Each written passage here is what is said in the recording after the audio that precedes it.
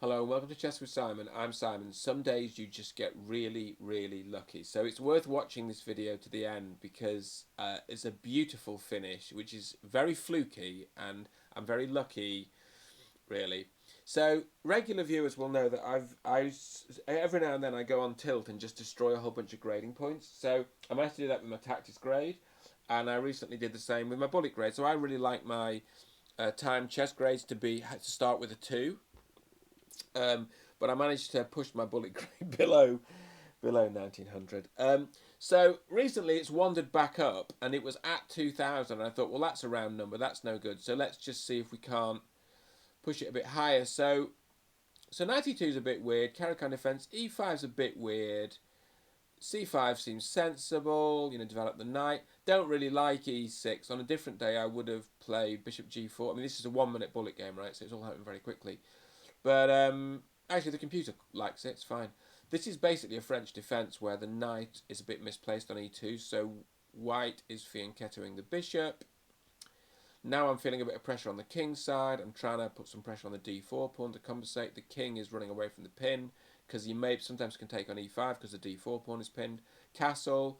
Always worried about f5 here, and indeed the computer wants to play f5. And that was making me nervous. So I played f6 before the computer still wants to play f5. Takes, relieves a bit of pressure here. I'm pleased with that, and the engine likes that too. Bishop d7, just trying to swing the rook across, swinging the rook across. It's all going swimmingly, except that's not a very good move. Okay, but I'm kind of lacking space. Exchange off the pieces when you're lacking space. I've got an advantage. I like this. This is all feeling good. Takes here. I feel much better. Bishop back. Just trying to get that bishop onto a better square. Push the pawn, which I think is a good move. What does the engine say? Well, I'm not particularly delighted with that, but like get the pawn moving. I think, no idea what that move's about. I think probably I want to be playing like bishop c6, exchange of a pair of knights, and then the blunder comes. So this blunder looks a lot like a losing blunder, doesn't it? Like a whole queen. Well, not a whole queen, queen for a bishop.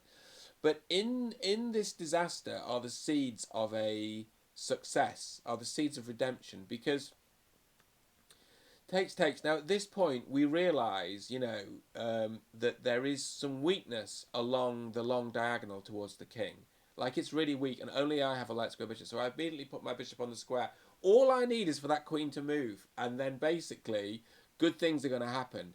So white plays this. I play my knight to e7 with the hope of playing knight f5 and moving that queen. My opponent very kindly moves the queen, which allows me to play this. It's checkmate. I mean, honestly, I think my opponent sent a kind of cute emoji. I mean, yeah. Because, of course, without the bishop on g1, this wouldn't be good. But with the bishop on g1, it's the weakness of the diagonal, right? Put the queen in the way, doesn't help. So lucky old me, and now, we will not be going on tilt. Can you all keep an eye on me and make sure I don't go on tilt? Look after yourselves. See you soon.